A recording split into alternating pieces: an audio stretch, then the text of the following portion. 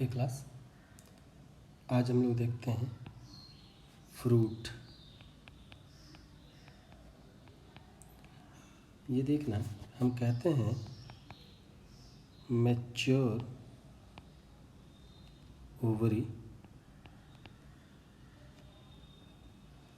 Forms fruit. ठीक है, अब ये देखें कि जैसे ये कोई स्ट्रक्चर है, फीमेल रिप्रोडक्टिव स्ट्रक्चर, तो जब ये ओवरी मैच्योर होती है तो वो फ्रूट बनाती है। ठीक है, और ये जो ओवरी का वॉल है ये मैच्योर हो करके फ्रूट वॉल बनाता है।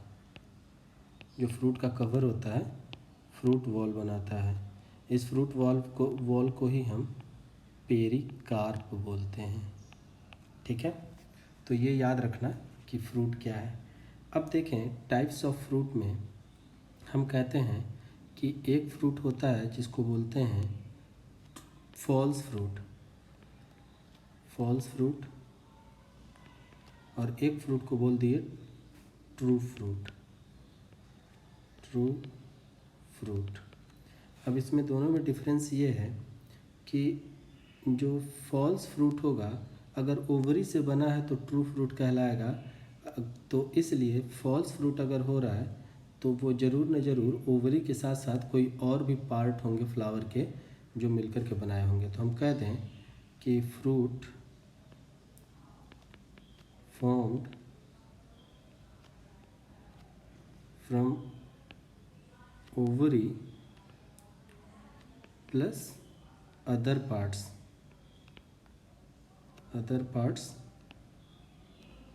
of flower। जनरली जो देखा जाता है वो थैलेमस होता है। ठीक है, तो थैलेमस इन्वॉल्व रहेगा तो उसको हम बोल देंगे फॉल्स फ्रूट। जैसे कि अगर एप्पल का केस देखते हैं, ये मान लो कट साइज़ एप्पल है, तो ये सीड वाला कंडीशन हो गया। ये सीड्स हैं एप्पल के और ये एप्पल का कट फॉर्म है। ठीक है, तो इसके केस में ये जो पोर्शन है ये थैलेमस है। ठीक है,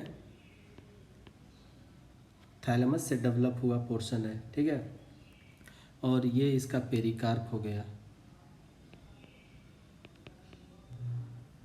ठीक है, ये देखना।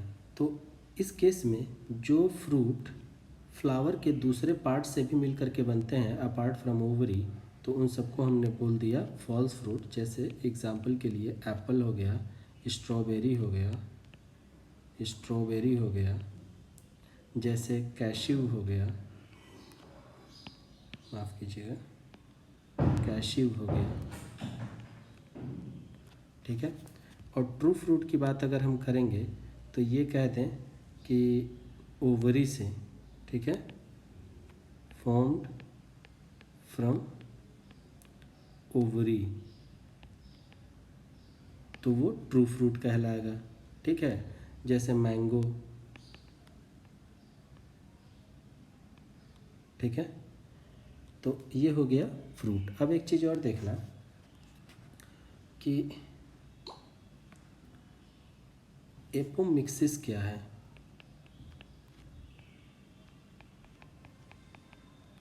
एपोमिक्सिस कहते हैं formation of seed without fertilization. Apomixis का मतलब होता है formation of seed without fertilisation.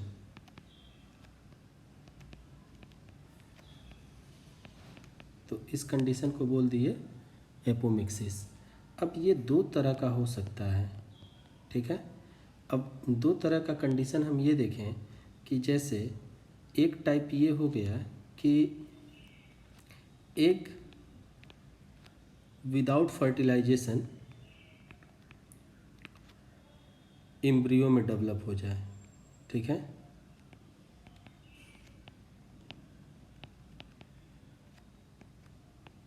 बिना फर्टिलाइजेशन के एम्ब्रियो बना ले, तो वो कंडीशन जैसे बेसिकली हम ये ग्रासेज में देखते हैं, जो घास हैं इसमें इस तरह की एपोमिक्सिस होती है। अब ऐसे केस में क्या होता है कि एक जब बिना फर्टिलाइजेशन के एम्ब्रियो बनाएगा तो सिंगल एम्ब्रियो का फॉर्मेशन करता है, ठीक है। एक दूसरा केस ये भी हो सकता है कि न्यूसिलस की सेल्स, जैसे मान लो ये ओवरी है, सॉरी एम्ब्रियो सैक है और ये मान लो इंटीगुमेंट्स हो गए, ये इंटीगुमेंट्स हैं। तो अब इस कंडीशन में क्या हो कि ये सपोज करो न्यूसिलस है, ठीक है। अब न्यूसिलस की सेल्स माइटोसिस कर करके एंटर करते जाए, मान लो यहाँ से माइटोसिस करके यहाँ पे एंटर कर गए, ठीक है। इधर से माइटोसिस करते हुए यहाँ पे एंटर कर गई, तो ये जो मास ऑफ सेल्स बनते जाएंगे, ठीक है। तो ये क्या करते हैं, इस तरीके से क्या करते हैं, एम्ब्रियो में जब कन्वर्ट होते हैं, क्योंकि हमें पता है कि जो न्यूसिलस की सेल्स होंगी तो वो तो 2n नंबर में होंगी, ठीक है। तो यहाँ पे जो बनेगा वो 2n एम्ब्रियो का फॉर्मेशन हो जाएगा। तो इस केस में मल्टीपल एम्ब्रियो बनते हैं, मल्टीपल एम्ब्रियो बन जाता है, ठीक है। तो एक ये कंडीशन है, इसी को बोल देते हैं पॉली एम्ब्रियोनी, पॉली एम्ब्रियोनी, ठीक है। तो ये पॉली एम्ब्रियोनी का, सॉरी माफ़ करना, पॉली एम्ब्रियोनी, ठीक है। तो ये दो तरीके से एपोमिक्सिस का केस हम बताए, ठीक है। एक होता है पार्थिनोकार्पी, एक कंडीशन देखते हैं पार्थेनोकार्पी। अब इस पार्थिनोकार्पी में क्या होने जा रहा है, फॉर्मेशन ऑफ सीडलेस फ्रूट को बोलते हैं parthenocarpy, formation of seedless fruit, seedless fruit, ठीक है। तो जैसे बनाना वगैरह में होता है, तो इसके केस में जैसे ये मान लो फीमेल रिप्रोडक्टिव स्ट्रक्चर है, तो इसमें होगा क्या कि जैसे हार्मोन्स वगैरह, जो भी हार्मोन राइपनिंग के लिए रिस्पॉन्सिबल हैं, उन हार्मोन्स का इन्फ्लुएंस अगर इस ओवरी के ऊपर आ जाए तो ये ओवरी क्या करेगी, ये ओवरी स्वेल अप होने लगती है, ठीक है। तो हार्मोन्स का इन्फ्लुएंस होगा तो स्वेलिंग हो जाएगा ऑफ ओवरी, और ये कन्वर्ट हो जाती है फ्रूट में, ठीक है। तो ओवरी जब कन्वर्ट हो गई फ्रूट में, और हमको पता है कि इसके पास पहले से ओव्यूल है, तो यहाँ पे फर्टिलाइजेशन नहीं हुआ, विदाउट फर्टिलाइजेशन। अब जब बिना फर्टिलाइजेशन के है तो सीड डेवलप नहीं होगा, ठीक है, सीड विल नॉट डेवलप, ठीक है। तो ये हो गया पार्थिनोकार्पी, ठीक है।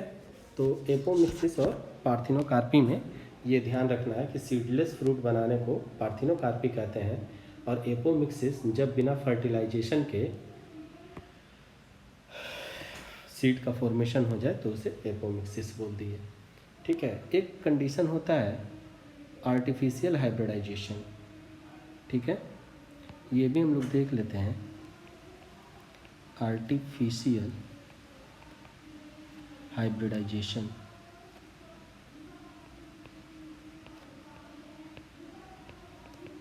अब इस आर्टिफिशियल हाइब्रिडाइजेशन में करते क्या है कि डिज़ायर्ड पोलन ग्रेन से फर्टिलाइजेशन करवाना है किसी डिज़ायर्ड ओव्यूल का, ठीक है, या फीमेल रिप्रोडक्टिव स्ट्रक्चर का। तो ऐसा तब हो पाएगा जैसे सपोज करो कि ये फीमेल रिप्रोडक्टिव स्ट्रक्चर है, ठीक है, ये थैलेमस है और ये इसके साथ लगे हुए हैं पोलन ग्रेन्स,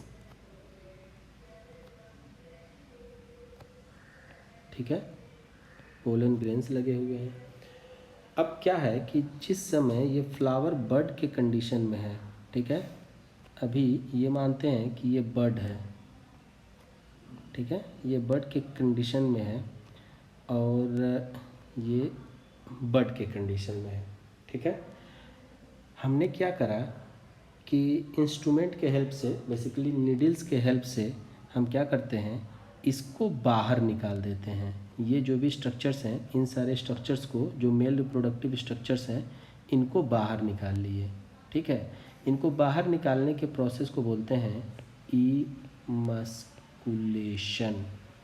ठीक है। तो इमस्कुलेशन कर दिए, इनका बाहर निकाल लिए मेल पार्ट, और फर्दर जब अभी बर्ड के कंडीशन में है तभी निकाल दिए। इसका मतलब ये हो गया कि हमने जो सेम एंथर का, सेम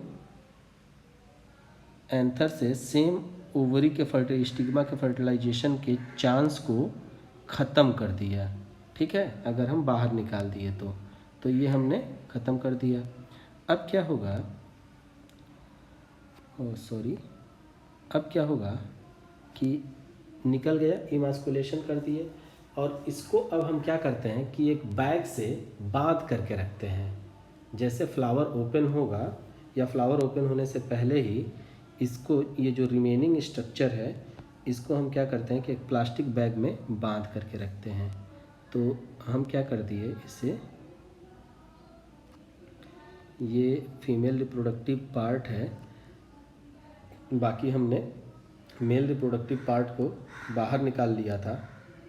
अब हम क्या करते हैं, इसे एक बैग से, एक प्लास्टिक का बैग हम ले करके इसको चारों तरफ से बांध दिए, ठीक है, ये प्लास्टिक बैग से। अब इससे क्या होगा कि वो दूसरे किसी स्पीसीज से, दूसरे किसी प्लांट के पोलन ग्रेन से ये फर्टिलाइज नहीं हो सकेगा, और जब ये मैच्योर होगा तो हम अपने रिक्वायर्ड कैरेक्टर वाले पोलन ग्रेन्स को ला करके इसे फर्टिलाइज़ करवा देंगे, ठीक है। पोलन ग्रेन्स को ला करके फर्टिलाइज़ करवा दिए, और फिर उसके बाद से इसको बांध करके रखेंगे ताकि कोई और चांस ना हो कॉन्टामिनेशन का, ठीक है। तो इस तरीके से डिज़ायर्ड फर्टिलाइजेशन हम कराते हैं। इसी को हम बोल दिए आर्टिफिशियल हाइब्रिडाइजेशन, ठीक है। Okay, thank you.